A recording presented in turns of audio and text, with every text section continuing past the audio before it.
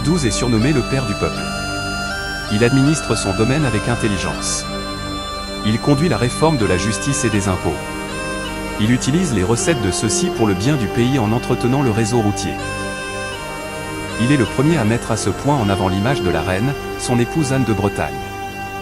Il épousa Marie Tudor, sœur d'Henri VIII, et est mort en ayant trop de rapports sexuels dans le but d'avoir un héritier. Il n'eut que des filles dont Claude qui épousera François Ier son successeur.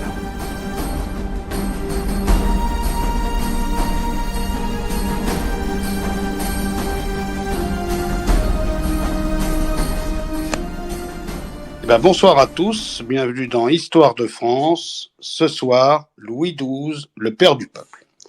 Alors quand on parle de Louis XII, on parle d'un roi très méconnu maintenant, un peu, je dirais, mis de côté, ce qui est dommage, puisque son règne, certes court, de 16 ans, 8 mois et 25 jours, aura quand même permis de continuer la politique de Louis XI et de la réforme de l'État. Et bien sûr, il fut duc de Milan pendant un peu plus de 10 ans et roi de Naples pendant un peu plus de 2 ans, ce qui permettra à la France de continuer les guerres d'Italie entamées par Charles VIII et qui continuera bien sûr son successeur François Ier et dans une mesure beaucoup plus réduite, Henri II. Alors Louis XII est né le 27 juin 1462 au château de Blois et il est mort le 1er janvier 1515 à Paris, surnommé le père du peuple parce qu'il convoqua les États généraux de 1506 qui l'ont proclamé. Alors par rapport aux autres rois très connus que l'opinion publique a en mémoire, je parlerai de Saint-Louis et d'Henri IV particulièrement. Il fut l'un des 3 de ces rois, avec ces 2 autres, qui ne fut pas trop vilipendé à la Révolution et fut même considéré par certains constitutionnels comme le précurseur d'un roi démocratique et proche du peuple. Durant son règne, il se lance donc dans les guerres d'Italie, notamment la 3e et la 4e de ces guerres, et au plan intérieur, il conduit la réforme de la justice et des impôts. Son image fut cultivée après sa mort comme le symbole d'un monarque modéré, s'appuyant sur les États généraux qu'il convoqua, par contraste avec cette monarchie qu'on a dite absolue. C'est vraiment un roi populaire, ce Louis XII, Et c'est vrai qu'il tient dans cette petite élite des rois populaires d'histoire de France une place que je dirais enviable. Pourtant, il avait un physique que la nature n'avait point avantagé, et dans un livre paru trop tard par un certain Monsieur Bridge, qui a pu le connaître et le citer, et certain Dupont-Ferrier dessine de Louis à son avènement ce portrait vigoureusement buriné. Fils d'un vieillard, dira-t-il, le poète Charles d'Orléans, Louis XII, semblait né vieux. Car son père est le grand, bien sûr, Charles d'Orléans, ce Charles d'Orléans qui fut pris à la bataille d'Azincourt en 1415 et retenu plus de 25 ans dans une forteresse et dans des châteaux en Angleterre, et qui, avec son 3e mariage, puisque son 2e mariage s'avérera sans prospérité, puisque sa femme mourut alors que Charles d'Orléans était toujours prisonnier en Angleterre, il se mariera avec une dame de très très bonne, aloi, et il eut ce petit Louis XII qui, était de forte consistance, très bien portant, alors que son père avait 68 ans. Charles d'Orléans mourra 2 ans plus tard, avec, des fièvres, et bien sûr, il tombera en coma, mais pour l'époque, il vécut relativement longtemps. Alors cette 3e femme, c'est Marie de Clèves, d'accord, et Louis XII aura, lui, 3 femmes. Il se mariera 3 fois, ce Louis XII. Déjà, Louis XI, qui avait voulu le marier à sa fille, Jeanne de France, dite Jeanne la Boiteuse, car Louis XI voulait l'extinction de la branche d'Orléans pour éviter justement tout trouble et prétention au royaume de France, sachant sa fille mal formée, ne pouvant engendrer. Il arrivera à faire casser ce mariage par le pape Alexandre VI Borgia pour se marier avec Anne de Bretagne, selon le traité duquel que Anne de Bretagne, devenue veuve de la mort de Charles VIII, devait se remarier pour continuer les accords et les traités de la France et de la Bretagne.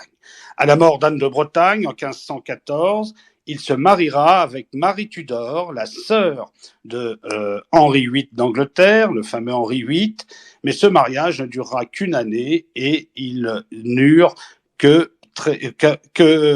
aucun enfant puisque Marie Tudor reviendra en Angleterre après la mort de son époux, le roi de France. Ils eurent comme enfant Claude de France, qu'il a eu avec Anne de Bretagne, et René de France. Claude de France qui sera marié avec son cousin, le futur roi de France, François Ier. Alors Louis d'Orléans, donc, est le fils de Charles d'Orléans, qu'on appelle le prince poète, et de Marie de Clèves. Il est le petit-fils du duc Louis Ier d'Orléans, le frère cadet du roi Charles VI, le fameux Louis d'Orléans qui fut assassiné en 1407 par le duc de Bourgogne, Jean sans peur. Il est l'arrière-petit-fils de Charles V et donc ses parrains furent le roi Louis XI et le comte du Maine, Charles V d'Anjou. Ses marraines furent la reine d'Angleterre, Marguerite d'Anjou, et la comtesse de Vendôme, Isabelle de Beauvau. Orphelin de père à 2 ans, étant donné que son père était d'un âge très avancé pour l'époque et pour engendrer, il est pris en tutelle par Louis XI qui lui prodigue une éducation extrêmement sévère. Alors en 1476, Louis XI voit bien que ce prince est assez turbulent, a une affirmation et un caractère bien trempé, et il le marie donc avec sa fille Jeanne de France qui était née le 23 avril 1464 à Nogent-le-Roi et qu'on appelait Jeanne la Boiteuse, physiquement estropiée et ne pouvant avoir d'enfant puisque mal formée au niveau des appareils génitaux. Louis XI espère ainsi provoquer l'extinction de la branche d'Orléans qui menace toujours à cette époque la branche aînée des Valois directe. Au moment du mariage de sa fille et du futur Louis XII, Louis XI aurait cyniquement glissé à l'un de ses confidents « Pour ce qu'il me semble que les enfants qu'ils auront ensemble ne leur coûteront point cher à nourrir. » Ce mariage est vécu par Louis d'Orléans comme un véritable affront. Sacré roi en 1498, à la mort du fils de Louis XI, Charles VIII, il fait reconnaître nulle cette union par le pape Alexandre VI pour non-consommation, s'appuyant en outre sur le traité de Langeais, qui stipulait que le successeur de Charles VIII devait épouser sa veuve. Jeanne de France conteste en vain cette affirmation, bien que je sache très bien que je ne suis ni aussi jolie, dit-elle, ni aussi bien faite que les autres femmes. Mon mariage a bien été consommé. Elle se retire néanmoins, perdant la bataille juridique de l'annulation de son mariage, au couvent à Bourges, et y fondera plus tard l'ordre des religieuses de l'Annonciade, destiné à honorer la Sainte Vierge et le mystère de l'Annonciation. Elle mourra en odeur de sainteté et elle sera canonisée en 1950. À la mort de Louis XI, qui survient, disons, très peu de temps après ce mariage, il échoue à obtenir la régence qui lui revient de droit en tant que prince du sang aux États généraux de Tours, et cette régence, conformément aux vœux de Louis XI, est confiée à sa fille Anne de Beaujeu. Après les péripéties de la guerre folle, où il combattait aux côtés du duc François II de Bretagne, il est fait prisonnier, bien sûr, à la bataille de Saint-Aubin-du-Cormier en juillet 1488. Gracié après 3 ans de détention qu'il passe dans les prisons d'Angers, de Sablé, de Lusignan et de Poitiers, de Mehun-sur-Èvre et de Bourges, il suit son cousin, le roi Charles VIII, en Italie, à la tête des avant-gardes de l'armée, ayant un rôle, disons, de généralissime. À cette occasion, se référant au droit hérité de sa grand-mère Valentina Visconti, la fameuse femme de son grand-père, le fameux duc d'Orléans assassiné en 1407, il tente de conquérir le duché de Milan, affaibli par une crise économique, et le 11 juin 1495, il occupe avec ses troupes la ville de Novare, qui lui fut donnée par trahison. Il était sur le point de subjuguer le Moro, qui s'était avéré incapable de faire face à la situation, mais s'est heurté à l'opposition féroce de sa femme, Béatrice d'Este, qui l'a forcé à un siège long et épuisant, dont il est finalement sorti vaincu. C'est, disons, la fin de ce qu'on a appelé les guerres d'Italie. Alors, ce portrait peu séduisant de ce Louis XII est contrepartie d'un trait, disons, sportif, qui y rappelait d'ailleurs en taille et en forme celle de Louis XI, et, disons, complètement contraire à ce que pourrait être un François Ier. Et cependant, opposer Louis XII à Louis XI a été un jeu pour les contemporains et les historiens qui se plaisaient à faire ressortir la vertu et la bonté du gendre en contraste avec les vices et les cruautés du beau-père. En vérité, si Louis XI a été noirci à plaisir par l'image et par la République, et parfois plus que de raison, à l'inverse, Louis XII a eu cette chance, ou disons cet art rare, d'inspirer ce qu'on dirait la sympathie.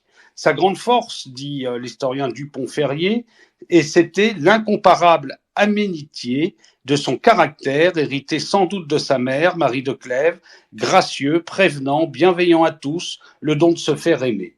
La conduite justifie le mot que lui prête la légende, le roi de France oublie les injures du duc d'Orléans, telle sera sa devise. Ce mot historique ne peut manquer de rappeler, lui aussi, dès sa deuxième, disons, partie de sa vie, que si le roi n'a pas exprimé explicitement ce sentiment, il a agi incontestablement dans ce généreux esprit. Combien d'autres se fussent souvenus avec amertume du passé, des troubles de la Régence, de la guerre folle, des échecs subis, des déceptions, des fantaisies et des égoïsmes de tel ou tel courtisan qui n'avait jamais cru voir s'éteindre sous ses yeux la descendance des Valois et la couronne de Charles VIII passée à un cousin.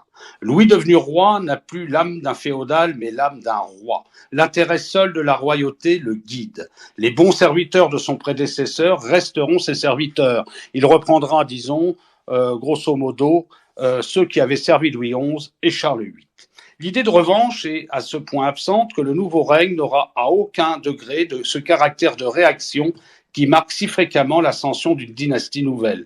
N'apparaît-il pas, en effet, en 1498, qu'une nouvelle dynastie commence, celle des Valois? Louis XII, à peine sur le trône, divorce donc et contracte une union avec Anne de Bretagne. Divorce et union essentiellement politique, donc Louis fut attaché à sa première femme, Jeanne de France ou Jeanne la Boiteuse, cette fille de Louis XI qui avait été jadis obligée d'épouser ce prince. Et il se dit d'ailleurs dans les annales qu'au degré superlatif, les plus grandes qualités qui puissent orner son sexe, et dont l'existence fut pourtant un long martyre. This space was downloaded via spacesdown.com. Visit to download your spaces today. Veuve, Anne de Bretagne n'avait rien de son côté qui dût attirer le roi en dehors de la raison d'État. Mais n'était-ce point une nécessité d'assurer définitivement à la royauté l'expectative du duché breton et de tenter d'avoir un successeur et de la Bretagne et de la France. Le divorce, au sens où on l'entendait alors, exigeait un procès de nullité en cour de Rome. Pour gagner un tel procès, il fallait la complaisance du pape. Or, le pape était le fameux Alexandre VI Borgia. Avec lui, tout était possible à condition de payer un bon prix. Louis XII obtient vite ce qu'il voulut, c'est-à-dire servir les intérêts du pape, qui était en guerre contre Naples, et il rentra fatalement en collusion avec la famille pontificale, si bien que le sort de la vertueuse Jeanne de France eut cet étrange corollaire de faire du vertueux roi de France un protecteur du fils du pape Alexandre VI, le fameux César Borgia. Ce prêtre-fils de prêtre, devenu laïc, accusé par la voie publique de la mort de son frère Juan, noyé dans le Tigre, et que l'admiration dont l'accable Machiavel, dans Le Prince, dénonce tout ce cynisme de son ambition de mesurer. C'est le temps où César, devenu duc de Valentinois, par la grâce royale, vint en France pour se marier. Épousera-t-il une princesse napolitaine, une française? En attendant, Louis ne perd pas de temps. Il épouse lui-même le 5 janvier 1499 au château de Nantes Anne de Bretagne, déjà reine douairière et maintenant 2 fois reine de France. César, lui, ne trouve pas à s'établir. Charlotte de Naples le refuse, amoureuse qu'elle est d'un monsieur de la Rose, gentilhomme breton. César se fâche et son père le pape, plus fort encore, dit ceci: le roi de France doit une femme au duc de Valentinois. Il faut donc s'exécuter, telle est ma décision. Le roi fixe son choix sur une autre Charlotte. Ça sera Charlotte d'Albret, sœur du roi de Navarre. Cette Charlotte était de moins haut lignage que la première fille de roi, mais elle était beaucoup plus belle. César estime qu'il n'avait rien à regretter au changement de fiancée. Mais serait-il cette fois agréé? Il n'y paraissait guère. Le père de la princesse, Alain d'Albret, résistait pied à pied, malgré les influences royales et cardinalistes qui exerçaient sur lui leur croissante pression. Était-ce, comme on l'a dit, scrupule de conscience? On n'en croit rien. C'est plutôt, pense-t-il, que la situation du fils du pape semblait assez précaire. De fait, Machiavel aura beau assurer que l'effondrement de la fortune de César a seulement résulté d'une contingence fortuite et que sa principauté en formation de défi parce qu'il se trouva mourant à la mort d'Alexandre VI. Pratiquement un père de famille, doué du simple, bon sens gascon, pouvait juger autrement que l'auteur du prince, le talent et les chances du duc de Valentinois. Et pourtant, le mariage de César et de Charlotte fut finalement décidé. Le roi de France annonça lui-même cet heureux succès de la négociation à sa sainteté dans une lettre qui ne manque pas de signaler des traits d'un humour gaulois. En même temps qu'il a soin de noter le passage des mémoires de Fleurange, où ce chroniqueur raconte comment le duc de Valentinois eut une nuit de noces fort troublée. Uni à l'héritière de la Bretagne, il lié politiquement à la Rome des Borgia, Louis XII pouvait développer une politique active. Et surtout, il est étrange en effet de remarquer que Louis XII s'est affranchi du poids des souvenirs dans son concept de la politique intérieure, autant qu'il en a subi la tyrannie dans ses desseins à l'extérieur. Celui qui a su si bien oublier les injures du duc d'Orléans lorsqu'il s'agissait des Français, n'a rien oublié des aspirations du duc d'Orléans au-delà des Alpes. Appuyé sur les travaux du regretté Pélissier et sur les travaux italiens publiés depuis la disparition prématurée de ce grand érudit si profond connaisseur des choses d'Italie, M. Bridge, encore lui, expose avec clarté et autorité la politique ultramontaine du successeur de Charles VIII. Une réserve s'impose toutefois, et l'on ne saurait en faire grief à l'auteur donc de ce livre qui fut M. Bridge. Comme tous les historiens qui ont traité jusqu'ici des guerres d'Italie, Bridge, faute de ressources documentaires, ne fait pas assez large la part à l'Espagne. C'est qu'à vrai dire, le rôle de l'Espagne dans les guerres d'Italie ne peut s'apercevoir clairement qu'à la lecture des documents d'archives, jusqu'à ce jour inédits pour la plupart, et en préparant de son côté un ouvrage sur la politique espagnole dans la Première Guerre d'Italie, pour permettre de mieux saisir la politique italienne de Louis XII. La situation créée sous Charles VIII par le jeu de la diplomatie espagnole et dont Louis XII précisément devait faire son point de départ. Charles VIII avait en effet éprouvé ce que pouvait l'Espagne. À cause d'elle, la triomphante emprise de Naples n'avait pas eu de lendemain. En vain, Prioli avait-il égalé les exploits du Valois et ceux de César et d'Alexandre le Grand. Une fois de plus, dans le microcosme quattrocentiste, la politique et la diplomatie avaient défait ce qu'avait fait la guerre. Mais ce n'était pas la pratique italienne qui avait accompli le miracle de la libération. Rien n'était possible en Italie contre une occupation française sans l'intervention espagnole. Pour cette bonne raison que seul en Occident, l'Espagne faisait figure de grand État en face de la France. Pour cette autre bonne raison aussi que l'Espagne, par sa politique géographique, par ses intérêts et par ses moyens, possédant la Sicile, était seule capable d'exercer directement dans l'Italie du Sud une action effective. Or, à l'heure même où Charles VIII s'était décidé à faire valoir sur le royaume de Naples les droits qu'il tenait de son grand-oncle René d'Anjou, le roi d'Espagne, Ferdinand le Catholique, était bien résolu à revendiquer sur ce même royaume les droits qu'il tenait de son oncle Alphonse le Magnanime. Revenir sur le testament du conquérant aragonais, évincer le bâtard de celui-ci Ferdinand Ier et sa descendance, c'était la pensée intime du fondateur de l'unité espagnole. Mais autant Charles VIII proclamait ses visées, autant Ferdinand cachait les siennes. Méthode inverse, but identique, et c'est pourquoi que sous Louis XII, Ferdinand parviendra à établir la domination espagnole dans l'Italie méridionale. Tel sera, si paradoxal qu'il paraisse, l'aboutissement le plus clair des guerres d'Italie.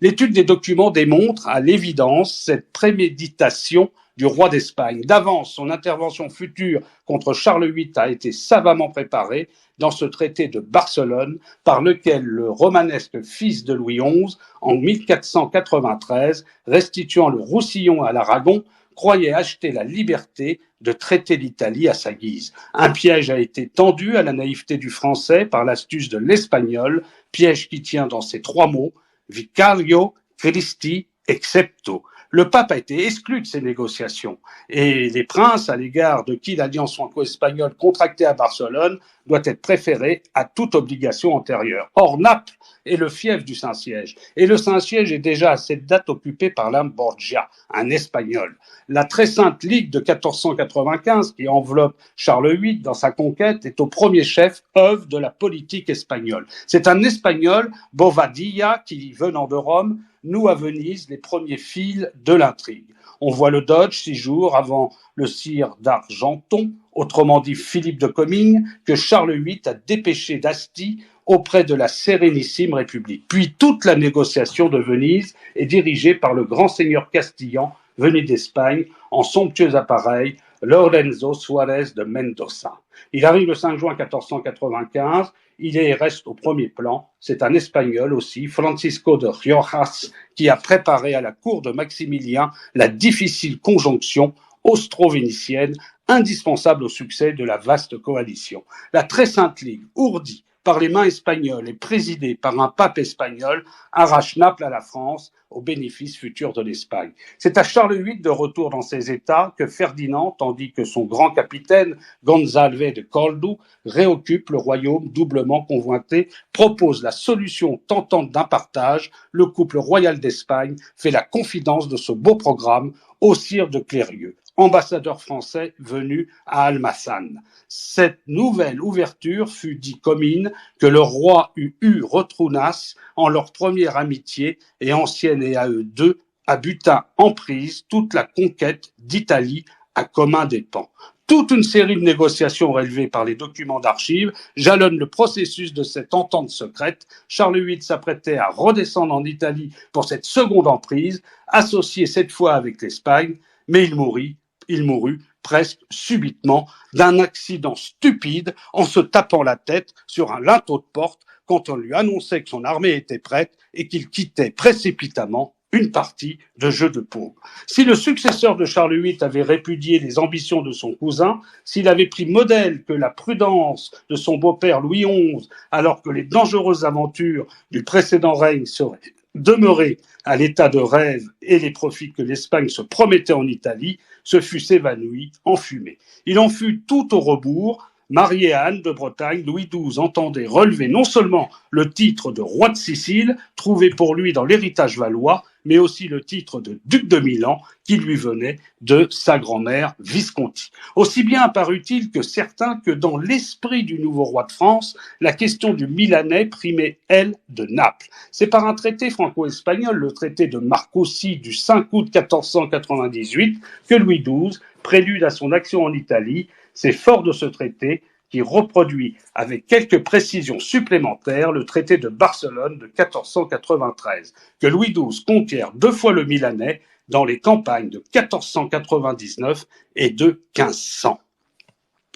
Alors, revenons un petit peu en arrière à la mort de Charles VIII, qui, bien sûr, meurt sans enfant survivant. Alors, quand il apprend la mort de son cousin, Louis se rend au château d'Amboise le lendemain pour rendre hommage au corps du défunt. Il est reçu et honoré par la cour comme souverain.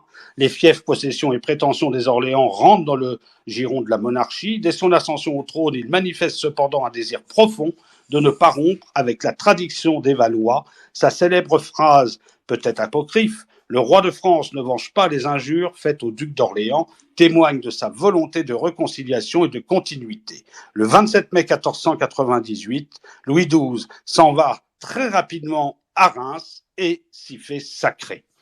Alors, en échange du Valentinois, donc qu'on a érigé en duché et qu'il donne à César Borgia, fils du pape Alexandre VI, il obtient bien sûr cette reconnaissance et de cette nullité de mariage.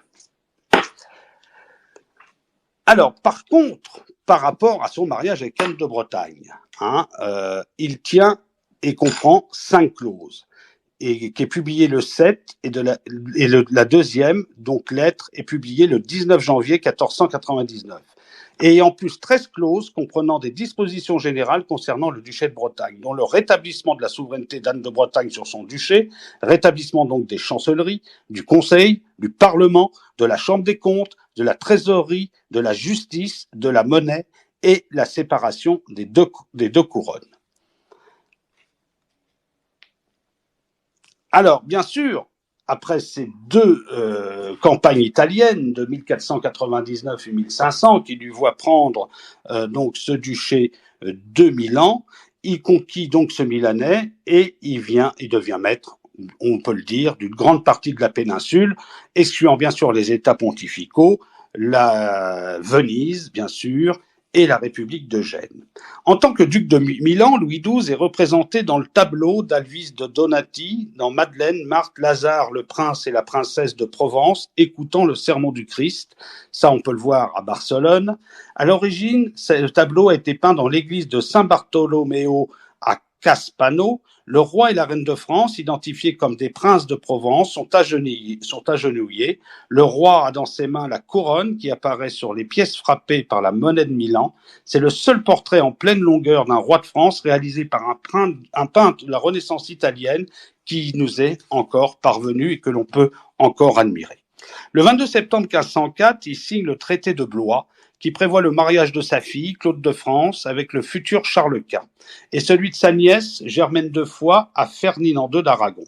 Le roi cédant alors à sa nièce ses droits sur le royaume de Naples. À la demande des États généraux de Tours de 1506, sa fille est finalement fiancée à François d'Angoulême, le futur François Ier. C'est également lors de ces États généraux qu'il est officiellement nommé père du peuple. Le chanoine de Notre-Dame, Thomas Bricot, étant chargé de cette mission, ce titre lui a été accordé en raison de l'ordre intérieur dans lequel il avait maintenu le royaume, la baisse de la taille d'un quart de son montant et la réforme de la justice accomplie entre 1499 et 1501. Sa politique expansionniste justifiait aussi ce titre de père du peuple plutôt que le titre plus habituel de fils du peuple ou encore de pater patria. La même année, il est malheureusement chassé de Naples par Ferdinand d'Aragon, le fameux Ferdinand le catholique. Il perd en plus le Milanais 6 ans plus tard. Les adversaires de la France s'allient et forment la Ligue catholique ou Sainte Ligue, constituée le 5 octobre 1511 par le pape Jules II, et en 1513, la défaite de Novare met fin définitivement à ses ambitions italiennes.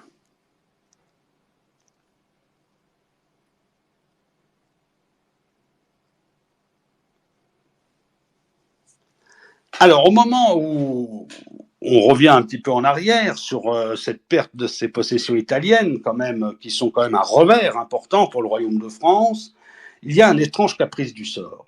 L'héritier des Aragonais de Naples trouvait asile au pays du roi René. Louis XII considérait comme décidément réglé le problème napolitain. Il avait compté sans l'astuce de son partenaire. On s'aperçut un beau jour qu'on avait oublié de préciser dans les clauses du partage la destinée de certaines provinces. La Basilicate, le Capitanat, entre les associés, les chicanes commencent. C'est le casus belli prémédité et ménagé par la diplomatie espagnole. Les rapports se tendent en même temps entre Louis XII et Maximilien d'Autriche. Ce signataire de la très sainte Ligue se ressouvient de ses intérêts en Italie. La trop grande puissance du roi de France dans la péninsule, sa suprématie dans la vallée du Pô, donne de l'ombrage au suzerain impérial de Milan. En vain, par le traité de Trente, le 13 octobre 1501, Louis XII a fiancé sa fille, Claude de France, au fils de Maximilien et de la défunte Marie de Bourgogne, l'archiduc Philippe le Beau, ce Philippe le Beau qui sera bien sûr le père de Charles Quint et qui sera marié avec Jeanne la Folle, la fameuse princesse espagnole. Alors, ce Philippe le Beau, donc, qui épousera Jeanne la Folle, la fille des rois catholiques, c'est la conjonction fatale d'où sortira la puissance donc de ce fils Charles Quint.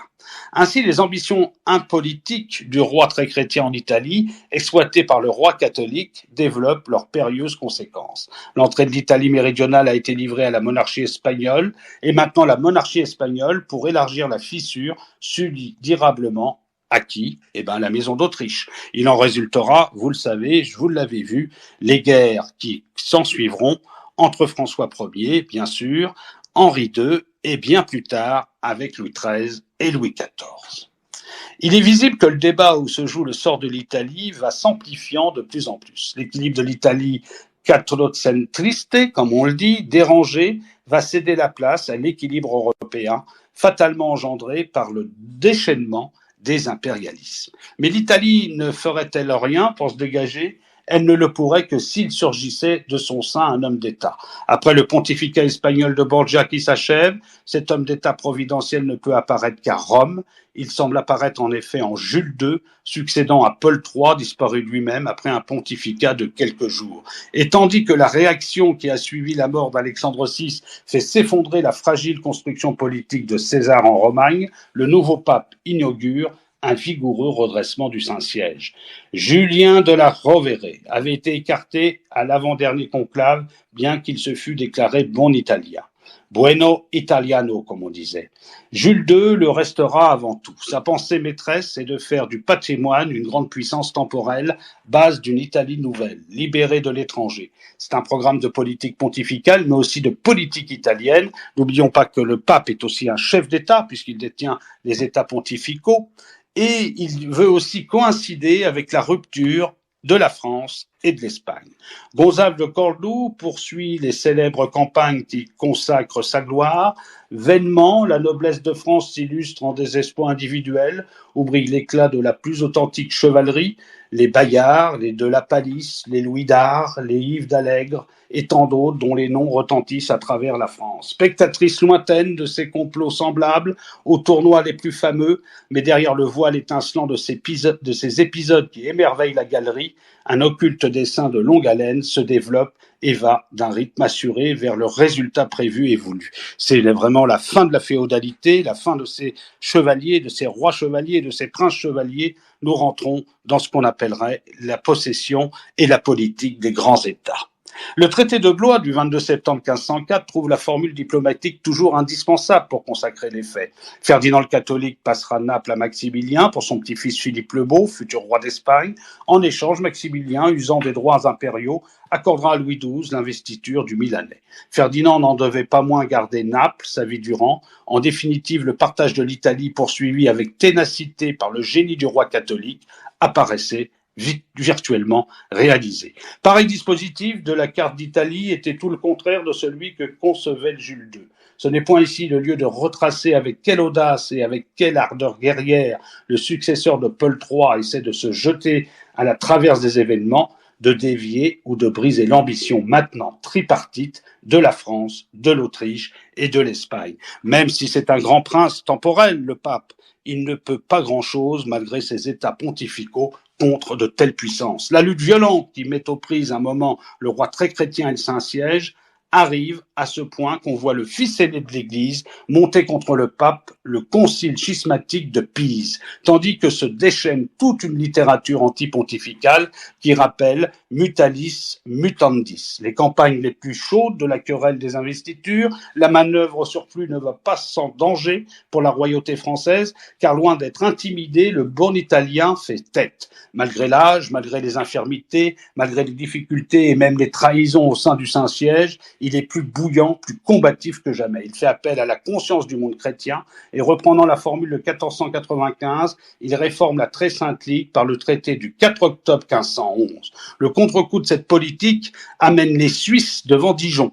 Par contre, Gaston de Foix vient mourir à Ravenne dans la fougue de sa fameuse victoire du jour de Pâques du 12 avril 1512. Sur cette célèbre journée, Monsieur Bridge toujours nous offre une consciencieuse et utile étude. Ravenne eut marqué l'effondrement de Jules II. Si la descente de 18 000 Suisses en Milanais n'avait retourné la situation, Jules II triomphe de Louis XII. Le concile schismatique a reculé par étapes. Il est transféré d'Asti à Lyon pour s'y dissoudre en palabres et discussions inutiles. Un Sforza se réinstalle à Milan, Gênes se révolte, Louis XII laissera entière à François Ier la tâche de reconquérir l'Italie. On peut dire que Louis XII a acheté l'éponge. Mais pour obtenir la libération de l'Italie centrale et de la vallée du Pô, il a fallu rançon douloureuse, laisser s'appesantir plus lourde que jamais la main de l'Espagnol sur l'Italie du Sud. C'était au bénéfice de l'Espagne que tournait chaque tentative avortée de la France pour s'implanter au-delà des Alpes. Sous Louis XII, la politique intérieure maintenant. Alors cette politique intérieure semble bien tenir une place moindre que la politique extérieure quand on regarde un peu la biographie de Louis XII. Peut-être cependant la part que fait du livre des historiens apparaît-elle trop exiguë. La personne même du roi, sauf le portrait tracé, surtout à l'aide des lettres d'ambassadeurs italiens, ne s'aperçoit qu'assez rarement. Le seul point qui soit simplement traité est la discussion de la date de la mort du roi, le 1er janvier 1514, problème de chronologie qu'un appendice examine avec soin et tranche en faveur de la solution traditionnelle admise. Mais quel que soit l'intérêt des guerres d'Italie et de leur résonance diplomatique, la vie de la France pendant le règne de Louis XII mérite aussi quelques attentions. C'est la vie de millions de Français, tandis que les événements d'Outremont n'absorbent que l'activité de quelques centaines de nobles et de condottières ou de mercenaires. La lutte militaire se fait surtout donc avec des mercenaires étrangers, Suisse contre Suisse, Espagnol contre Espagnol, Français contre Français, c'est de plus en plus l'aspect habituel de ces batailles d'Italie. Alors bien sûr, il y a aussi la vie intérieure de la France au XVIe siècle, qu'on eût aimé ici, tout au moins en conclusion, au lieu de se borner à quelques phrases empruntées au célèbre Biguet, on nous donna un tableau de la France sous Louis XII. Si l'ouvrage de Dupont-Ferrier, dans lequel j'ai puisé beaucoup de choses, avait paru, disons, assez tôt, M. Bridge y aurait trouvé les idées directrices. Il aurait alors montré comment la royauté populaire de Louis XII, monarque pitoyable aux humbles et soucieux de la prospérité publique, contribuait à rendre l'absolutisme paternel, comment se justifie le témoignage optimiste de monsieur, par exemple, Claude Seyssel, qui, en historien averti de l'époque, favorable mais véridique, que trace l'esquisse riante de l'état matériel et du prestige de la France vers 1508. Louis XII, père du peuple, ce n'est point là une formule banale, mais l'expression d'une profonde réalité historique. Le royaume se sentit aimé comme un fils par la royauté. Les 3 premiers lustres du XVIe siècle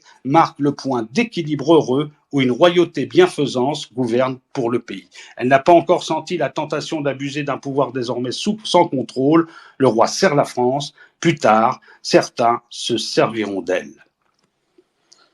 Alors, Louis XII administre son domaine avec intelligence.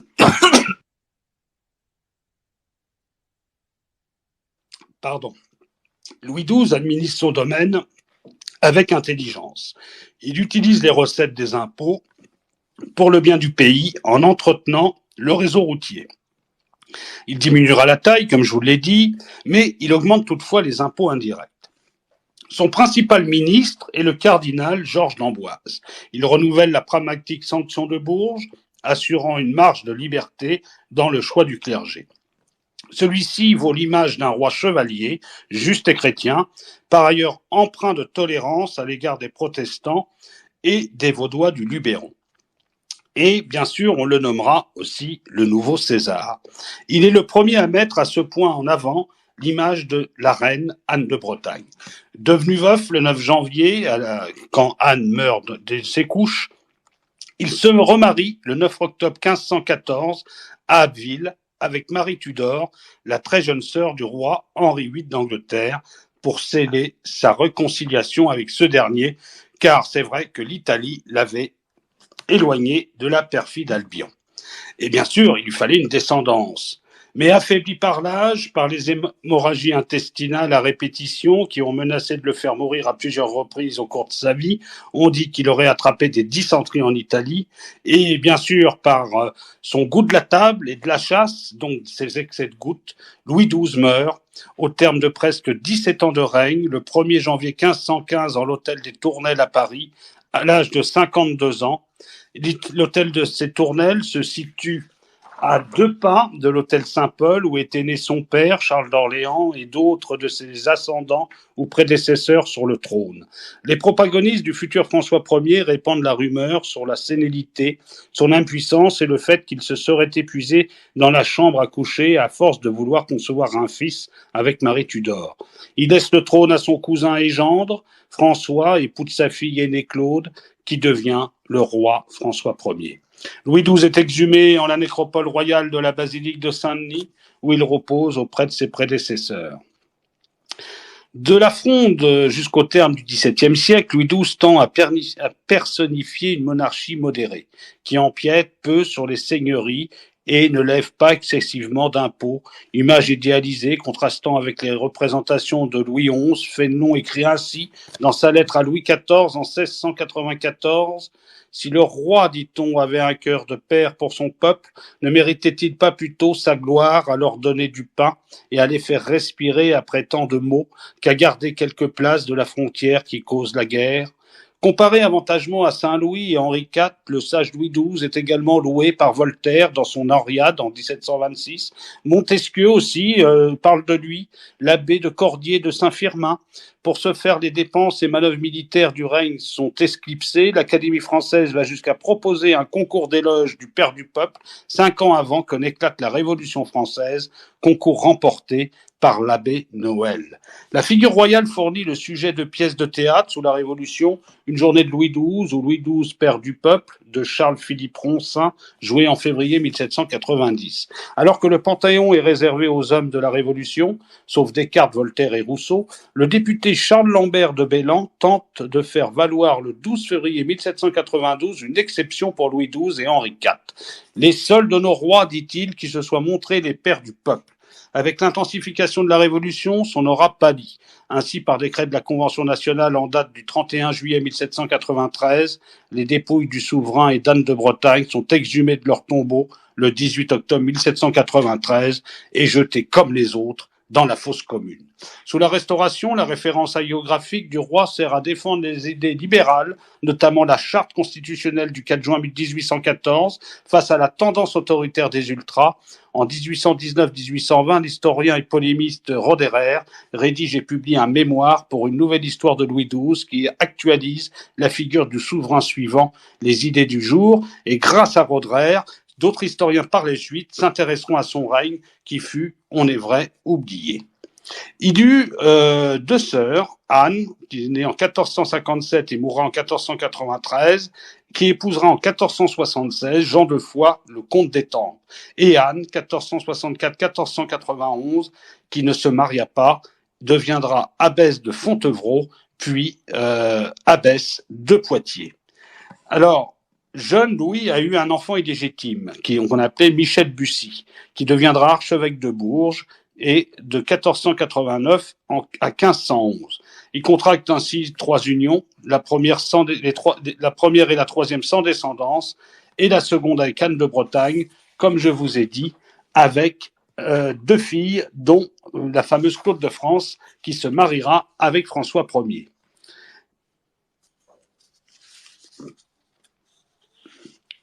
Alors donc, voici les filles qu'il a eues avec Anne de Bretagne et les fils. Donc Claude de France, 1499-1524, qui épouse le futur roi François Ier.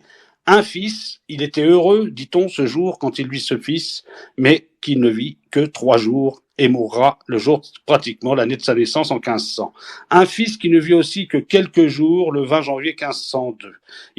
D'ailleurs, on voit le roi sombrer dans une profonde dépression. François, en plus, a un 3e fils qui mourra en 1503. Fausse couche entre 1505 et 1509 d'Anne de Bretagne.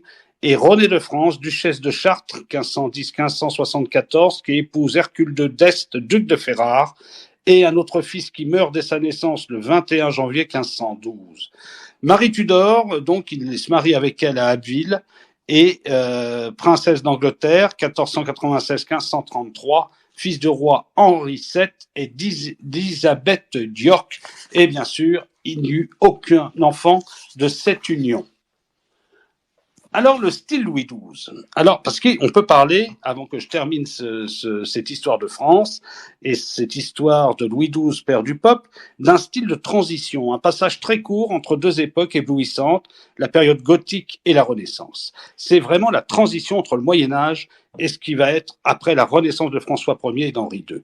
Il qualifie une époque où l'art décoratif portant de l'arc orgival et du naturalisme gothique s'acheminera vers le plein cintre et les formes souples et arrondies mêlées de motifs antiques stylisés typiques de la première Renaissance. Il y a encore beaucoup de gothique au château de Blois, il n'y en a plus au tombeau de Louis XII à Saint-Denis. Dès 1495, une colonie d'artistes italiens fut installée en Amboise, qu'il ramènera avec lui de son retour d'Italie, et travailla en collaboration avec des maîtres maçons français. Cette date est généralement considérée comme étant le point de départ de ce mouvement artistique. D'une façon générale, la structure reste française, seul le décor change et devient, on pourrait dire, italien. Il serait regrettable pourtant de déterminer ce nouveau style au seul apport italien. Des relations existent entre la production architecturale française et celle du plateresque espagnol, et l'influence du Nord, surtout d'Anvers, est notable aussi, bien dans les arts décoratifs que dans l'art de la peinture et du vitrail. Les limites du style Louis XII sont assez variables, en particulier lorsqu'il s'agit de la province, en dehors du Val-de-Loire. Outre les 17 années du règne de Louis XII, entre 1498 et 1515, cette période comprend la fin du règne de Charles VIII et le commencement de celui de François Ier, faisant débuter le mouvement artistique, véritable tournant stylistique qui faisant ensuite à la création par François Ier de l'école de Fontainebleau, qui est généralement considérée comme la pleine acceptation de ce qu'on aura appelé le style Renaissance. Dans les travaux décoratifs de la fin de la période de Charles VIII, on observe une tendance bien marquée à se séparer de l'arc orgival pour se rapprocher du plein cintre. L'influence des réalisations de Bramante à Milan pour Ludovic Sforza est perceptible dans une partie inférieure de l'aile Charles VIII au château d'Amboise. Si la partie supérieure du bâtiment est gothique, la façade du promenoir des gardes présente une loggia, une série d'arcades en plein cintre qui marquent des travées rythmées de pilastres lisses. En général, les formes ornementales n'ont déjà plus la gracilité particulière de l'époque orgivale. Le rythme des façades s'organise de façon plus régulière, avec la superposition des ouvertures entravées et la coquille. Élément important de la décoration Renaissance, fait déjà son apparition sous Louis XII. Cette évolution est particulièrement perceptible au château de Meillan, dont les travaux d'embellissement voulus par Charles II d'Amboise débutent dès 1481. Si la structure est restée pleinement médiévale, la superposition entravée, reliée entre elles par un cordon à pinacle, annonce le quadrillage des façades sous la première Renaissance. De même, on remarque l'entablement à oeuvre classique surmonté d'une balustrade gothique et le traitement en tampiento de la partie haute de l'escalier hélicoïdal, avec sa série d'arcatures en plein cintre munies de coquilles. Si la fin du règne de Charles VIII, l'apport d'ornements italiens viennent enrichir le répertoire flamboyant, il y a désormais sous Louis XII toute une école française qui s'ouvre à l'Italie avec de nouvelles propositions établissant ainsi les principes d'un style de transition, ce qu'on appellera aussi l'école de Rome, où de nombreux artistes, comme Charles Lebrun par exemple, iront parfaire leur éducation. En sculpture, l'apport systématique d'éléments italiens, voire la réinterprétation gothique de réalisation de la Renaissance italienne est manifeste au Saint-Sépulcre de Solesme, où la structure gothique reprend la forme d'un arc de triomphe romain flanqué de pilastres à candélabres lombards. Les feuillages gothiques, désormais plus déchiquetés et alanguis, comme à l'hôtel de Cluny de Paris, se mêlent à des tondis avec portraits d'empereurs romains au château de Gaillon. En architecture, l'utilisation de la brique de pierre, pourtant présente sous les édifices dès le XVIe siècle, tend à se généraliser. Château d'Aîné-le-Veil, Louis XII au château de Blois, l'hôtel d'Alluye de Blois. Les hauts toits à la française, avec tourelles d'angle et les façades à escalier hélicoïdales, font perdurer la tradition, mais la superposition systématique des baies, le décrochement des lucarnes et l'apparition de loggia, influencées de la Villa Poggioreale et du Castelnuovo de Naples, sont le manifeste d'un nouvel art décoratif où la structure reste pourtant profondément gothique. Voilà ce qu'il disait. Quand j'ai su aller à Naples, dit Louis XII, j'ai fui émerveillé par certains palais, même certaines maisons de particuliers. Il m'arrivait de rentrer dans une maison dite modeste et je voyais l'émerveillement et vraiment la transition et la grande différence de notre architecture. Il nous fallait un mélange de notre art français avec cette beauté italienne. La propagation du manifeste d'un nouvel art décoratif où la structure reste pourtant profondément gothique, la propagation du vocabulaire d'ornement venu de Pavie et de Milan est dès lors un rôle majeur tout en étant ressenti comme l'arrivée d'une certaine modernité pour l'époque. Dans cet art en pleine mutation, les jardins deviennent plus importants que l'architecture. L'arrivée en Ambroise d'artistes italiens, dont le célèbre Pazello de Mercogliano, fut à l'origine sous Charles VIII de la création des tout premiers jardins de la Renaissance française, grâce à de nouvelles créations paysagistes, l'installation d'une ménagerie et des travaux d'acclimatation agronomique conduite à partir de 1496 au Jardin du Roi, alors situé au sein du domaine royal de Château-Gaillard. En 1499, Louis XII confia la réalisation des jardins du château de Blois à la même équipe qui fut engagée par la suite par Georges d'Amboise pour réaliser des parterres sur différents niveaux sous son château de Gaillon. En conclusion, le style Louis XII montre que l'on veut désormais autant étonner les Français que les Italiens. C'est à partir de la fantaisie avec laquelle sont incorporées les nouveautés italiennes dans les structures encore toutes médiévales françaises que naîtra vers 1515-1520 la première Renaissance. D'ailleurs, à sa mort, François Ier gardera les principaux maîtres italiens et les jardiniers pour qu'ils puissent parfaire et continuer l'œuvre qu'ils avaient commencée sur Louis XII. Eh ben, je vous remercie d'avoir participé à cette histoire de France, Louis XII, le père du peuple. Je veux vous conseiller quelques livres, pas ceux dont les documents que je viens de vous dire, puisque je n'ai que des feuillets, que des archives, mais je me suis aussi appuyé sur d'autres artistes. C'est Laurent Avezou, très bon Laurent Avezou, pas très connu mais très bon, qui a écrit un Louis XII père du peuple, grandeur et décadence, d'un style politique du XVIe au XIXe siècle. Il a écrit ça dans la revue historique en 2003. Jennifer Britnell, le roi très chrétien contre le pape. Là, c'est ce que je vous ai dit par rapport à ces conflits avec la papauté, avec César Borgia et Alexandre VI. Écrit anti-papaux en français sous le règne de Louis XII. Ça a été écrit dans les classiques de Garnier. Et ce sont des textes de la Renaissance, et c'est dans la littérature, la série des littératures des rhétoriqueurs. Ça a été publié en 2011. Philippe Contamine, mon maître, un aspect de la tyrannie de Louis XI, variation sur le thème du roi majeur, et dans Michel Rouche et Jean Euclin, la femme au Moyen-Âge à Maubeuge. Ça a été écrit sous la direction de Jean Touzeau, en 1990. Philippe Contamine encore et Jean Guillaume, Louis XII en milanais, acte du 41e colloque international d'études humanistes. C'était un colloque qui a été du 30 juin au 3 juillet 1998 à Tours, centre d'études supérieures de la Renaissance, et ça a été publié, ces colloques, à Paris. Et bien sûr, Didier Le Fur. C'est très bon, Didier Le Fur. C'est léger, donc je pense que tout à chacun pourra lire Didier Le Fur. Louis XII, un autre César. Il a édité ça chez Perrin en 2001. Ça fait 330 pages, donc c'est assez facile à trouver. Un peu plus compliqué, Nicole Ochner, Louis XII, les dérèglements de l'image royale, 1498-1515. Ça, c'est chez Seychelles, édition Champvallon. Ça a été donc publié en 2006. Et je terminerai par René de Maule-Laclavière, Alexandre VI et le divorce de Louis XII, bibliothèque de l'école des Chartres à Paris. Ça, c'est costaud, hein, mais c'est ceux qui aiment l'histoire, ils vont pouvoir s'amuser avec ça. Et vous pouvez écrire ça, vous pouvez voir ça. Donc, c'est la bibliothèque de l'école des Chartres. Hein.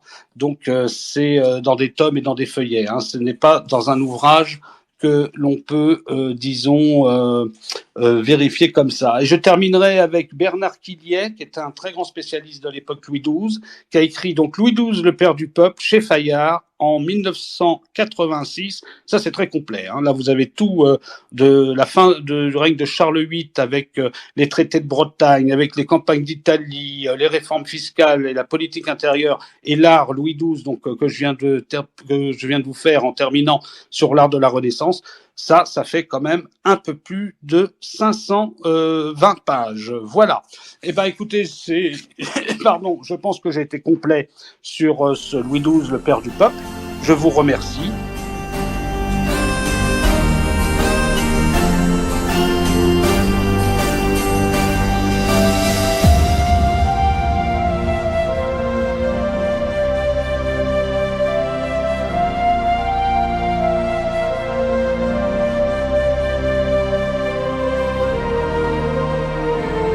Nous espérons que l'histoire de France sur Louis XII vous aura plu.